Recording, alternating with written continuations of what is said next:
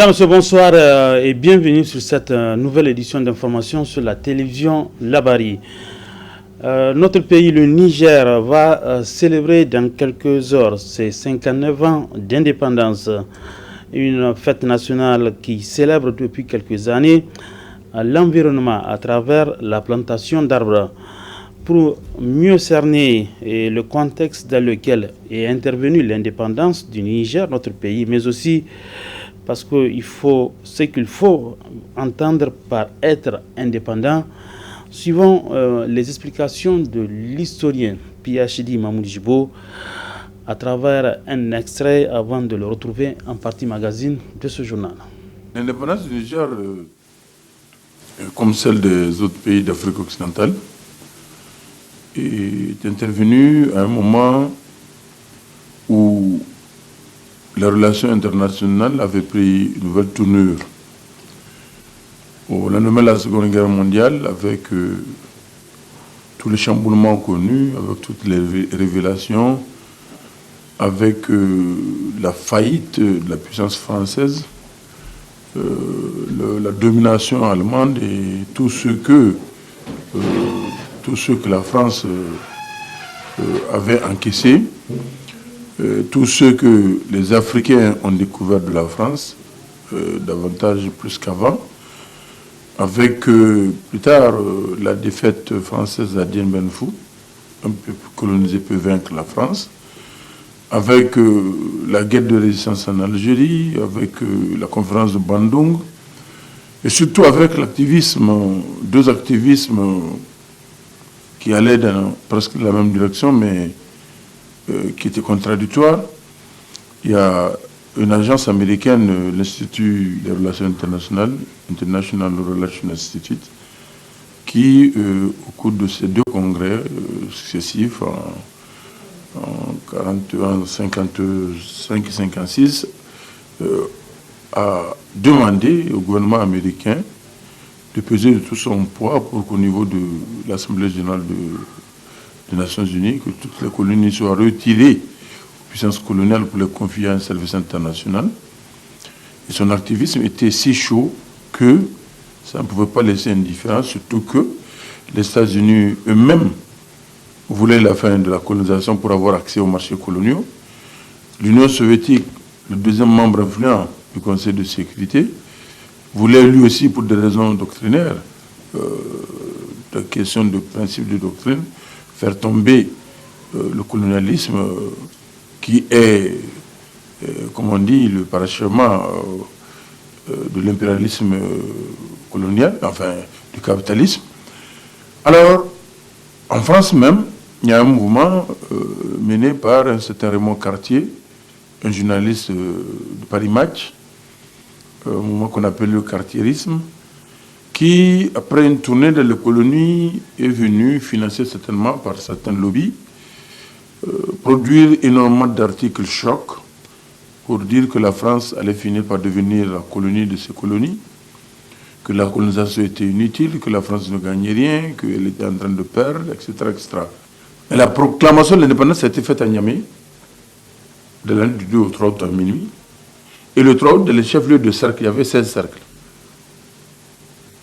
Dans les chefs-lieux seulement, on a fait venir les chefs de canton. La proclamation a été lue en français. Et sur les 16 commandants de cercle, la moitié était de blancs. Comment un président de Genève va-t-il comprendre qu'un blanc vient dire que non, vous êtes indépendant? De qui? Vis-à-vis de qui? Alors qu'ils sont là. Donc, il y a déjà un problème. Et ensuite, c'était seulement les chefs, en dehors des curieux de la ville qui étaient à côté. Bon, et la proclamation était en français. Et il n'y avait pas de moyens de communication pour diffuser.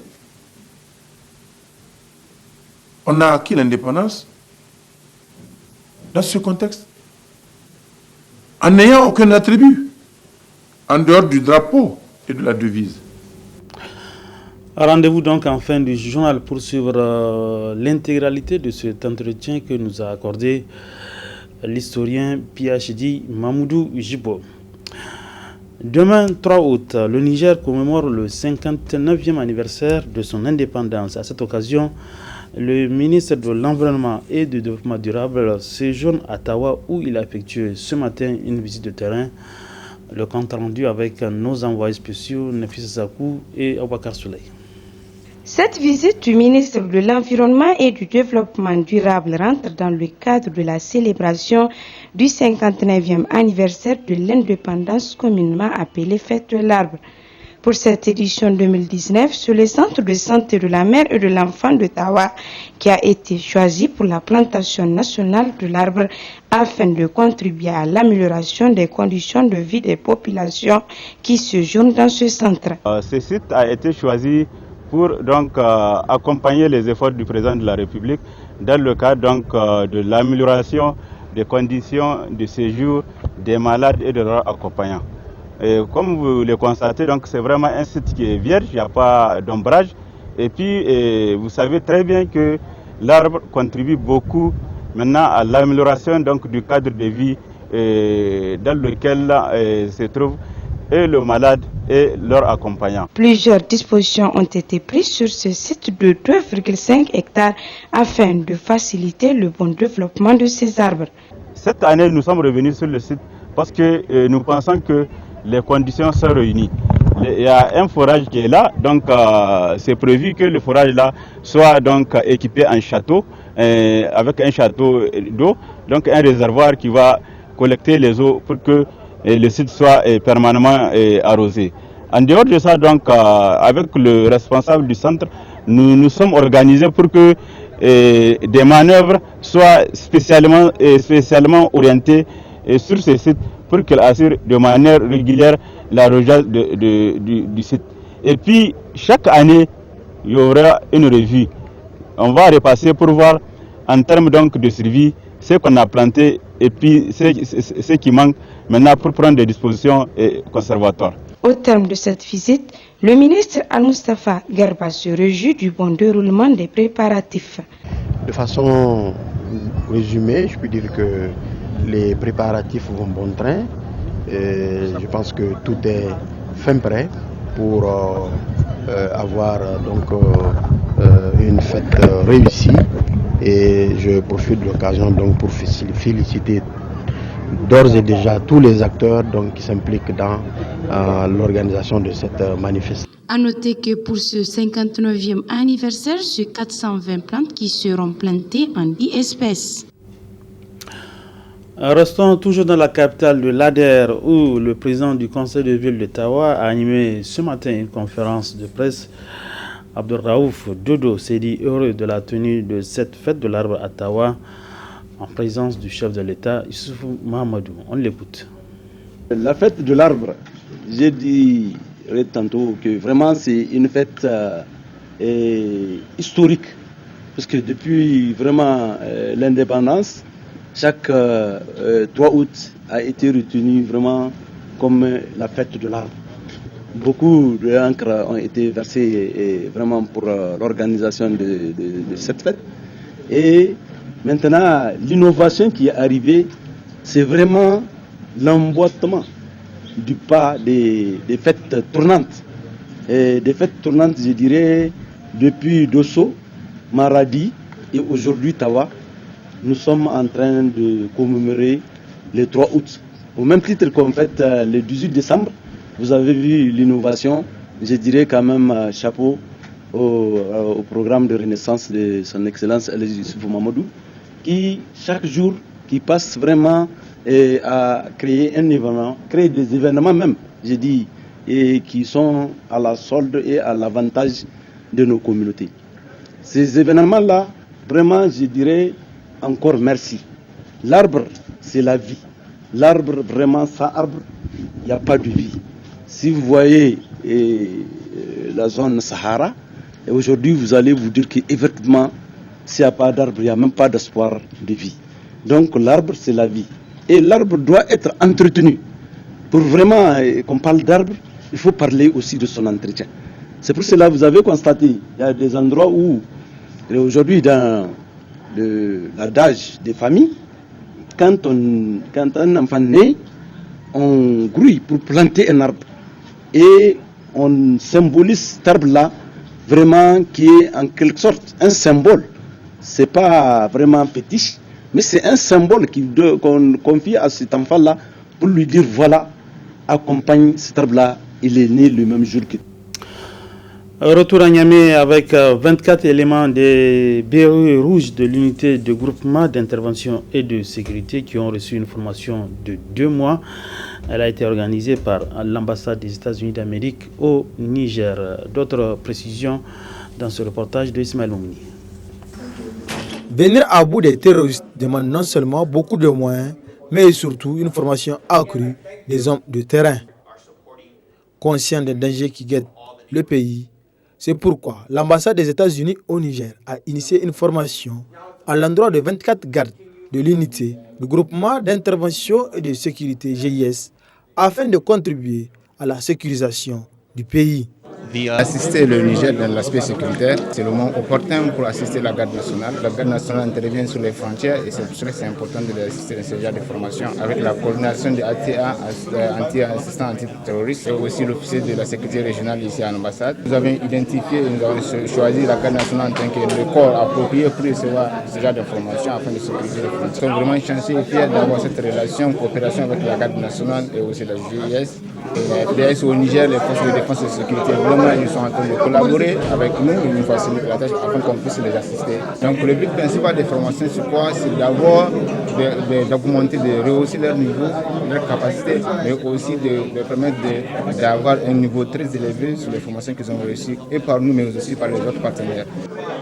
The terrorism problem. 2 mois durant, ces 24 bérets rouges ont reçu une formation appropriée et avec des matériels de dernière génération, ce qui ne laisse pas indifférent la garde nationale. Vu le niveau d'insécurité et le genre d'ennemis que nous avons en face, nous avons beaucoup besoin de ce genre de formation. La lutte contre le terrorisme demande non seulement des moyens, mais aussi et surtout une très bonne formation.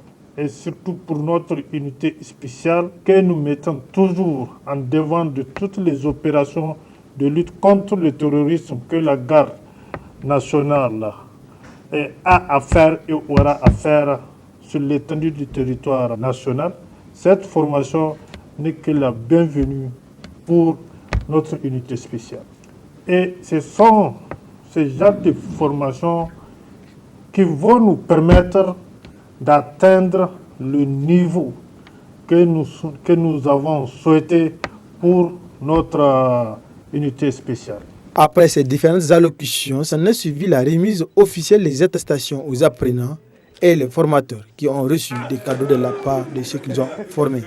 Et c'est à travers une photo de famille pour immortaliser cette formation qu'a pris fin la cérémonie. La suite de ce journal avec ce communiqué de presse de la Commission nationale des droits humains, un communiqué de presse relatif à ces élections professionnelles qui ont eu lieu le 31 juillet dernier. La CNDH donc a déployé 4 équipes dans les 5 arrondissements communaux de la ville de Niamey. La synthèse de ce communiqué de presse avec Ismaël Mouni. Suite aux élections professionnelles tenues le 31 juillet 2019, et c'est là conformément à sa mission de veille de protection des droits humains, la Commission nationale des droits humains a dépêché une mission d'observation qui a concerné uniquement la ville de Niamey. Cette mission composée de 4 équipes déployées au niveau de 5 arrondissements communaux de la ville de Niamey pour la supervision de ces élections. Il ressort de cette mission l'observation et le constat suivant. L'implantation des bureaux de vote à des endroits accessibles aux électeurs, le retard accusé dans le démarrage des opérations de vote, l'existence du matériel électoral, sauf la petite enveloppe prévue pour la liste additive et les récépissés dans certains bureaux de vote, la présence des forces de défense et de sécurité dans certains sites, la sérénité observée dans le déroulement des opérations du vote, l'absence des délégués de certaines centrales syndicales dans les bureaux de vote visités, la présence des bureaux de vote des cartes d'électeurs non distribuées, la non-conformité des noms sur les listes d'émergement et les cartes d'électeurs, le respect strict de l'heure officielle de fermeture des bureaux de vote, le faible taux de participation, l'acceptation des résultats de vote par les délégués présents À l'issue du déploiement, à l'issue de sa mission d'observation, la CNDH formule les recommandations suivantes à l'endroit du gouvernement: réviser le code électoral professionnel en vue de corriger les insuffisances constatées, à l'endroit de la Commission nationale des élections professionnelles, CONAP, d'assurer la formation de tous les acteurs impliqués dans le processus des élections professionnelles au cours des prochaines échéances, à l'endroit des centrales syndicales, de sensibiliser davantage leurs militants sur les enjeux des élections professionnelles pour qu'à l'avenir le taux de participation soit plus important, de respecter scrupuleusement les voies de recours prévues par les dispositions du code électoral professionnel en cas de contestation des résultats. Fait à Niamey le 2 août 2019, la vice-présidente Mme Sidikou Fatoumata. Justement, par rapport à ces élections professionnelles du 31 juillet dernier, la direction de campagne de la Confédération Nigérienne du Travail CNT a animé une conférence de presse pour faire le point de ces élections, suivant les propos livrés par le secrétaire général de la CNT, Sakom Madou. Je vous souviendrai qu'avant même le lancement de la campagne, toutes les centrales syndicales en compétition avaient décrié le fichier qui ne reflétait pas vraiment la réalité sur le terrain. 185 000 votants pour un pays comme le Niger. Nous pensons qu'on peut avoir le titre parce qu'il suffit de prendre les effectifs de la fonction publique, les titulaires et les contractuels, ça dépasse déjà cet effectif. Mais il fallait faire avec. Nous avons accepté d'aller aux élections avec ce fichier qui n'est pas vraiment, qui ne répond pas à l'attente de... La campagne a été lancée, la CNC a lancé sa campagne officiellement. Ici, dans cette salle, au niveau des régions, au niveau de toutes les régions, la campagne a été lancée. Nous avons demandé aux camarades de se mobiliser par rapport à ça. De se mobiliser parce qu'aujourd'hui, je l'ai dit avant les élections, la CNT doit être toujours sur la table du dialogue social afin de négocier davantage des acquis pour les travailleurs. Je disais que la CNT, son credo sur le dialogue social appuie sous l'arbre à palabre négocier l'intégration des contractuels à la fonction publique sans concours, négocier la convention collective du secteur bancaire, l'accord d'entreprise au niveau de la société des eaux, bref, beaucoup de conventions sectorielles au niveau de Niger Télécom, Niger Post, etc. Et si les travailleurs font confiance à la CNT leur apportera davantage d'acquis.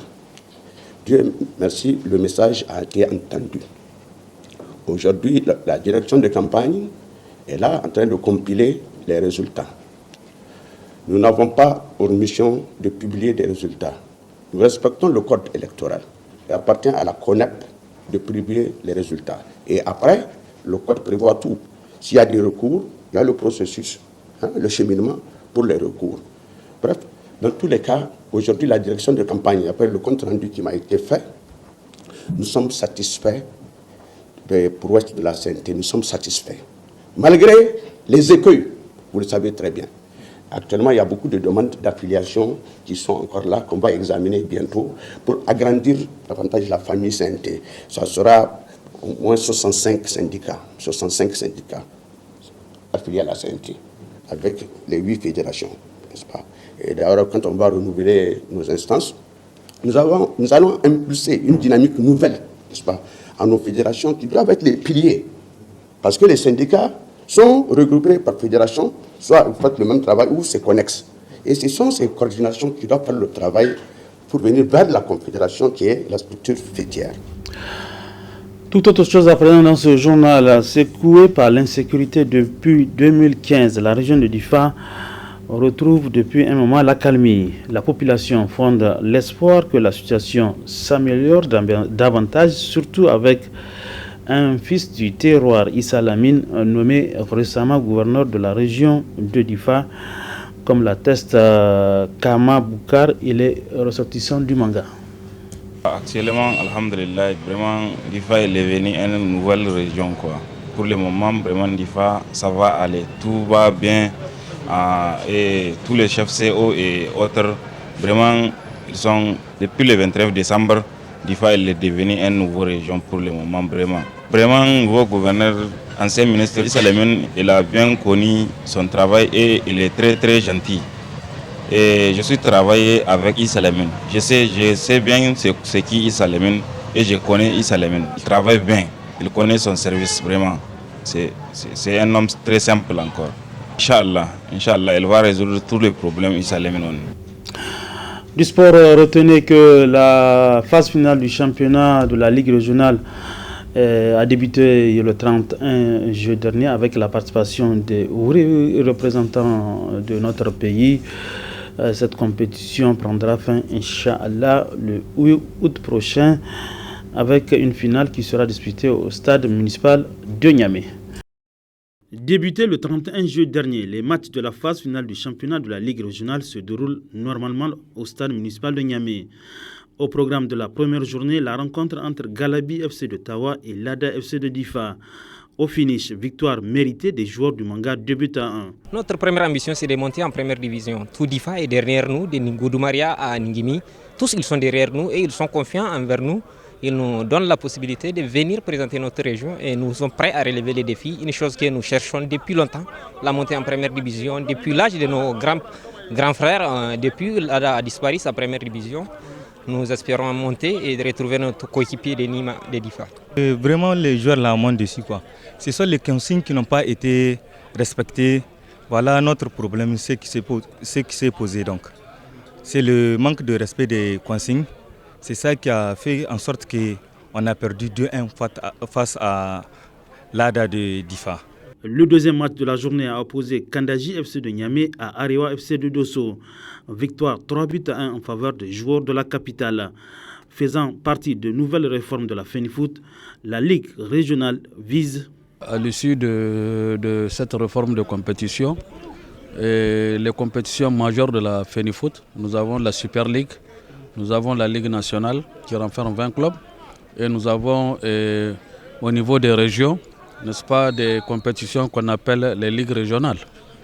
Donc à l'issue de l'AG de Tawa, le 7 avril 2018, donc il a été convenu qu'au niveau de la Ligue nationale, qu'il y ait la représentativité de toutes les régions du pays. Donc c'est pour cela aujourd'hui les 8 champions régionaux qui sont ici derrière nous sont en train de compétir pour accéder à la Ligue nationale, n'est-ce pas? Déjà on sait que sur le palier de la Ligue nationale, il y a 4 équipes qui sont reléguées au niveau inférieur, c'est-à-dire au niveau des compétitions des ligues régionales. Pour le directeur de compétition, la phase finale du championnat de Ligue régionale a des enjeux. Les 4 premières équipes vont accéder à la Ligue nationale la saison prochaine. Les enjeux, c'est de pouvoir donner à beaucoup de joueurs, n'est-ce pas, les possibilités de jouer pleinement leur activité et d'avoir suffisamment de matchs. Et avec ces 3 paliers, ça permettrait à un certain niveau, n'est-ce pas, de rehausser le niveau de la pratique du football dans le pays et d'avoir aussi des talents, n'est-ce pas, qui sont chaque fois au niveau des régions qu'on n'arrive pas à avoir. Bon à savoir, la phase finale du championnat de Ligue régionale enregistre la participation des clubs des 8 régions du pays. Nous en venons à présent à la partie magazine de ce journal qui porte sur l'indépendance du Niger proclamée le 3 août 1960. Un entretien avec l'historien PhD Mamoudou Djibo plein d'enseignements. Mesdames, Messieurs, bonne réception, bonne fête de l'indépendance à toutes et à tous. Bonsoir. L'indépendance du Niger, comme celle des autres pays d'Afrique occidentale, est intervenue à un moment où les relations internationales avaient pris une nouvelle tournure. Au lendemain de la Seconde Guerre mondiale, avec tous les chamboulements connus, avec toutes les révélations, avec la faillite de la puissance française, la domination allemande et tout ce que la France avait encaissé, tout ce que les Africains ont découvert de la France, davantage plus qu'avant, avec plus tard la défaite française à Dien Bien Phu, un peuple colonisé peut vaincre la France, avec la guerre de résistance en Algérie, avec la conférence de Bandung, et surtout avec l'activisme, deux activismes qui allaient dans presque la même direction, mais qui étaient contradictoires. Il y a une agence américaine, l'Institut des Relations Internationales, International Relations Institute, qui, au cours de ces deux congrès successifs, en 41, 55 et 56, a demandé au gouvernement américain de peser de tout son poids pour qu'au niveau de l'Assemblée générale des Nations Unies, que toutes les colonies soient retirées aux puissances coloniales pour les confier à un service international. Et son activisme était si chaud que ça ne pouvait pas laisser indifférent, surtout que les États-Unis eux-mêmes voulaient la fin de la colonisation pour avoir accès aux marchés coloniaux. L'Union soviétique, le deuxième membre influent du Conseil de sécurité, voulait lui aussi, pour des raisons doctrinaires, de questions de principe de doctrine, faire tomber le colonialisme qui est, comme on dit, le parachèvement de l'impérialisme colonial, enfin du capitalisme. Alors, en France même, il y a un mouvement mené par un certain Raymond Cartier, un journaliste de Paris Match, un mouvement qu'on appelle le cartiérisme, qui, après une tournée dans les colonies, est venu, financé certainement par certains lobbies, produire énormément d'articles chocs pour dire que la France allait finir par devenir la colonie de ces colonies, que la colonisation était inutile, que la France ne gagnait rien, qu'elle était en train de perdre, etc., etc. L'un dans l'autre. De Gaulle, en arrivant au pouvoir au lendemain des événements d'Alger de mai 1958, De Gaulle avait posé le principe. C'était d'avoir une nouvelle république qui pouvait mettre un terme à l'instabilité politique qui a caractérisé la 4e République française. Et, de la foulée, de la fabrication, de la construction de la nouvelle République, la 5e de laquelle ils sont encore, De Gaulle a voulu avoir un régime présidentiel, mais au sein de cette République, il fallait régler la question coloniale, puisque une promesse vague avait été faite à la conférence africaine de Brazzaville de 1944, pour dire qu'on va aider les colonisés à participer à la gestion de leurs affaires. Mais on n'avait jamais parlé d'indépendance. Alors De Gaulle n'avait pas le choix. De Gaulle voyait que l'Afrique risquait de lui échapper. Et deux signes à cela. Le premier signe, c'est que, au moment de la création de la CE, la Communauté économique européenne, qui est l'ancêtre de l'actuelle Union européenne, les ministres allemands et français, c'est à l'initiative du ministre français des Affaires étrangères, ont convenu d'intégrer, d'associer les 18 possessions outre-mer de la France au traité de Rome, le 25 avril 1957. Donc, c'est une manière de couper l'herbe sous les pieds de l'International Institute, Relations Institute américain, pour que, quoi qu'il arrive, les colonies soient protégées puisque amarrées à l'Union européenne naissante.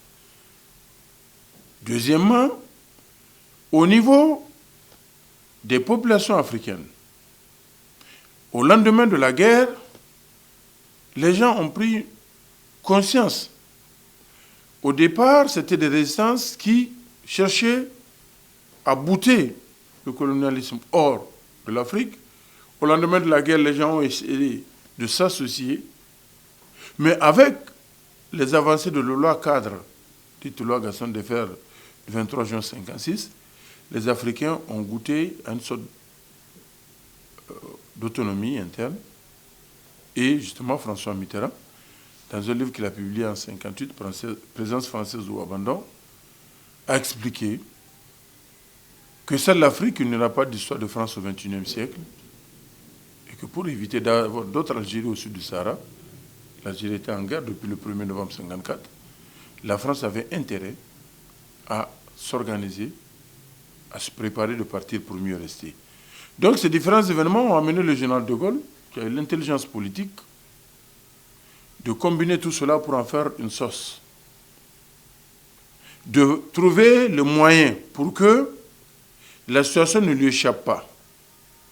Donc les aspirations, surtout ouvertement exprimées à l'occasion du congrès constitutif du PRA, le Parti du regroupement africain à Cotonou, en juillet 1958, les déclarations notamment de la délégation nigérienne Djibo Bakary et Mamani Abdoulaye, tout cela va amener De Gaulle à comprendre qu'il n'y a rien à faire, il faut trouver une formule pour l'Afrique. Si l'Union française a remplacé l'Empire français de la Constitution de la 4e République d'octobre 1946, il fallait, dans la nouvelle Constitution que De Gaulle s'apprêtait à faire adopter, pour donner naissance à la 5e République, trouver quelque chose qui dépasse l'Union française, puisque le Vietnam en est sorti, l'Indochine plutôt en est sorti. Et là, il y a eu un débat entre fédération, confédération. Finalement, De Gaulle a tranché communauté. Autrement dit, que la France métropolitaine formerait une communauté avec tous ces anciens territoires colonisés. Mais il fallait approuver la Constitution par un vote oui à l'occasion du référendum du 28 septembre 1958 pour y adhérer. Ou, et là ce n'était pas envisageable le non, c'est-à-dire faire sécession.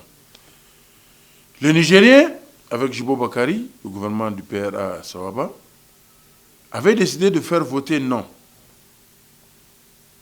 Le Niger voulait aller à l'indépendance le 28 septembre 1958. Plus que Sékou Touré, les Nigériens, Djibo Bakary et son équipe, étaient plus avancés et eux ont averti, c'était pratiquement un préavis qu'ils avaient donné à la France, que le 28 septembre, ils allaient voter non. Même quand il y avait la réunion, quand il y a eu la réunion du comité directeur du PRA Sawaba à Niamey, le 14 septembre 1958, les amis de Djibo Bakary, les Léopold Sédar Senghor et autres, avaient été travaillés pour mettre Djibo en minorité, pour que le Niger puisse voter oui. Or, Sékou Touré a tué son intention jusqu'au 26 août, quand le général de Gaulle est arrivé à Conakry. Djibo Bakary a tenu, il a dit sur tous les tours que le Niger allait demander l'indépendance. Cette indépendance a été déjouée, Djibo a été évincé, je dirais liquidé, et le courant indépendantiste a été domestiqué, puisqu'il a été combattu aussi bien légalement, éliminé de l'Assemblée, à travers l'invalidation des listes des élus Sawaba, de Tessawa et de Zander, à l'issue des élections territoriales de décembre 1958, puis éliminé sur le plan légal, avec l'interdiction du Sawaba le 12 octobre 1959, et bientôt l'interdiction même de la rue. Donc, le courant indépendantiste a été, après avoir été réprimé, domestiqué. Mais malheureusement, très souvent, quand on fait la cuisine dans la case, c'est dans la case que prend le feu. Il y a, au sein de la communauté inventée par De Gaulle, un courant essentiellement exprimé par Modibo Keïta, Mamadou Dia et Léopold Sédar Senghor du Sénégal, qui cherchaient coûte que coûte à ce qu'il y ait une fédération primaire. Et comme la France ne voulait pas entendre parler de fédération, De Gaulle a dit, il n'y a pas plus raciste que De Gaulle. Comment peut-il faire une fédération avec un pays aussi pauvre que le Niger? C'est le même pied d'égalité avec un pays aussi pauvre que le Niger ou la Mauritanie, c'est les deux pays qu'il a cités. Donc, Senghor, Mamadou Dia et Modibo Keïta, du Soudan français, vont concocter et mettre au point la Fédération du Mali, en y associant la Haute-Volta, actuelle Burkina Faso, et le Dahomey, actuel Bénin, puisque le Niger a été retiré par l'échec du non, l'échec que je mets entre guillemets, et la victoire que je mets entre guillemets du oui. Alors, à partir du moment où la fédération du Mali a été constituée, elle avait un penchant indépendantiste, et la France a joué pour l'affaiblir, notamment en y décrochant la Haute-Volta et le Dahomey, d'ailleurs en utilisant le Niger dans les deux cas. Et quand on crée un vide, il faut le combler. Que faire du Dahomey et de la Haute-Volta qu'on a décroché la Fédération du Mali? Il fallait les associer avec le Niger dans une autre fédération avec la Côte d'Ivoire que la France a choisi à travers Félix Houphouët-Boigny pour jouer le rôle de relais régional. Et c'est comme ça qu'en mai 1959 va voir le jour le Conseil de l'Entente qui a regroupé ces 4 pays que le Togo va rejoindre plus tard. Alors donc, à partir déjà de décembre 1959, à la réunion du Conseil de la communauté, les gens de la Fédération du Mali, donc le Soudan, Modibo Keïta et Senghor, Mamadou Dia, ont demandé l'indépendance. De Gaulle s'est senti agacé. Il a dit on va vous la donner. Les 4 républiques d'Afrique équatoriale, Gabon, Congo, Brazzaville, Tchad, Ubangui-Chari, actuelle République centrafricaine, ont aussi demandé. Madagascar a demandé. Et De Gaulle agacé a dit on va leur donner l'indépendance. Que restera-t-il sinon le Conseil de l'Entente? Et c'est dans ces conditions qu'un moment de jeunes, au sein du PPNRDA, qui est devenu un parti, du parti unifié devenu parti unique, ont commencé à dire non, que le Niger ne doit pas accepter une situation diminuée par rapport aux autres territoires. Et à l'occasion d'une réunion du bureau politique du PPNRDA, un cacique du parti, en la personne de Diambala Nsambou Maïga, a, contre toute attente, dit non, il faut revoir les choses, le Niger ne peut pas accepter une situation diminuée par rapport aux autres. Donc, il a pris en charge la réunification des jeunes du PPNRDA. Et finalement, Diori n'avait pas le choix, Diori a été voir Houphouët-Boigny, et il y a les fiches de renseignement, des services de renseignement plutôt, qui disent clairement que Diori et Diori a mandaté Houphouët qui allait voir De Gaulle pour dire que dans tous les cas, il faut vite arranger les choses, sinon ils ne pourront plus contrôler les jeunes. Ça ne va pas. Et c'est dans ce cas que, à partir du moment où De Gaulle a officialisé son accord pour l'octroi de l'indépendance à la Fédération du Mali, le Conseil de l'Entente s'est fâché. Houphouët-Boigny a convoqué tout le monde à Abidjan. Et ils ont dit, bon, eux, ils vont partir à l'indépendance, mais eux, ils ne font pas d'accord avec la France.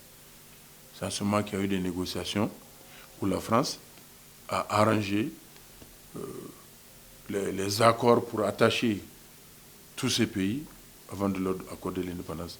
Voilà les conditions dans lesquelles l'indépendance est tombée. En vérité, le peuple n'avait pas compris grand-chose. Il y avait, si vous voulez, plusieurs niveaux de compréhension et d'appréhension. Pour les populations ordinaires, on a juste dit que le blanc va partir. Mais la proclamation de l'indépendance a été faite à Niamey, de l'année du 2 au 3 août à minuit. Et le 3 août, dans les chefs-lieux de cercle, il y avait 16 cercles. Dans les chefs-lieux seulement, on a fait venir les chefs de canton. La proclamation a été lue en français. Et sur les 16 commandants de cercle, la moitié étaient des blancs. Comment un paysan nigérien va-t-il comprendre qu'un blanc vient dire que non, vous êtes indépendant? De qui? Vis-à-vis de qui? Alors qu'ils sont là. Donc, il y a déjà un problème. Et ensuite, c'était seulement les chefs, en dehors des curieux de la ville qui étaient à côté. Bon, et la proclamation était en français. Et il n'y avait pas de moyens de communication pour diffuser. On a acquis l'indépendance dans ce contexte, en n'ayant aucun attribut, en dehors du drapeau et de la devise. Le drapeau qui a été adopté en 1959 dans le cadre de la communauté. Si vous regardez tous les drapeaux là, c'est le tricolore français, il y a une couleur qu'on a changée, c'est tout. Ou c'est horizontal ou c'est vertical, mais il y a au moins une des couleurs du tricolore français. La devise, il y a au moins un des éléments de la devise française, dans la devise de chaque pays. Et on a inventé une constitution le 12 mars 1959 qui ne rimait à rien parce que le Niger était dans le cadre de la communauté. Le Niger n'ayant pas de souveraineté internationale, on se demandait à quoi servait cette constitution, qui a été juste adoptée pour soutenir la République qui a été créée et proclamée sur du sable mouvant le 18 décembre 1958. Alors, il n'y avait pas d'hymne national, puisque l'hymne national du Niger n'a été adopté qu'en juillet 1961. L'armée nationale n'a été créée que le 1er août 1960, donc la veille de la proclamation de l'indépendance. Et elle a été conçue avec les éléments de l'armée française, les éléments nigériens de l'armée française, donc l'armée française. Donc ce sont les troupes de l'armée française qui ont rendu les honneurs. Elle a été proclamée 30 minutes après que Diori ait reçu l'ancien gouverneur qui a fait le coup d'état politique contre Djibo Bakary, 1958, dont Jean Colombani, qui était devenu le haut commissaire de la République française au Niger, de la République de la communauté au Niger, qui a été d'office reconnu comme ambassadeur extraordinaire et plénipotentiaire de la République française au Niger, et doyen du corps diplomatique accrédité au Niger. Donc, la compréhension vraiment des populations ordinaires, bon, il y a les gens du Sahaba, pour certains, c'était l'aigreur que ceux qu'eux, ils ont cherché, qu'ils devaient faire avec brio en 1958, n'arrivent qu'en 60. Pour certains, bon, c'est quand même arrivé, c'est tant mieux. Mais pour d'autres, pourquoi c'est le RDA qui a... Avec le RDA que c'est arrivé, ça devait arriver avec eux. Alors, il y avait également de l'appréhension, des appréhensions. Il paraît que le blanc va partir. Si le blanc part, il n'y aura plus d'argent, il n'y aura plus ceci. Les mêmes slogans qui ont été avancés en 1958 à l'occasion du référendum pour empêcher les populations de voter sereinement. Bon, il y avait tous ces AOFiens-là, les gens des territoires de l'AOF, Mali, Sénégal, Guinée, etc., qui étaient au Niger, Dahomey, Haute-Volta, qui étaient les plus nombreux de l'administration et qui avaient des positions exceptionnelles qu'ils ont conservées. Et le flottement pour avoir une nationalité nigérienne a fait que tous ces gens sont devenus nigériens. C'est pour ça que quand on parle de nationalité d'origine, je dis, bon, ça vaut ce que ça vaut. Il n'y a qu'à regarder les noms de tout ce monde. En réalité, dans la forme, on peut parler d'indépendance, puisque le projet de Mitterrand a été mis en œuvre. Partir pour mieux rester. Ils sont partis effectivement. Ce n'est plus une administration blanche, c'est une administration de Nigériens, mais avec ce que les Anglais appellent les linkages, les entraves, Tafar, en Zarma.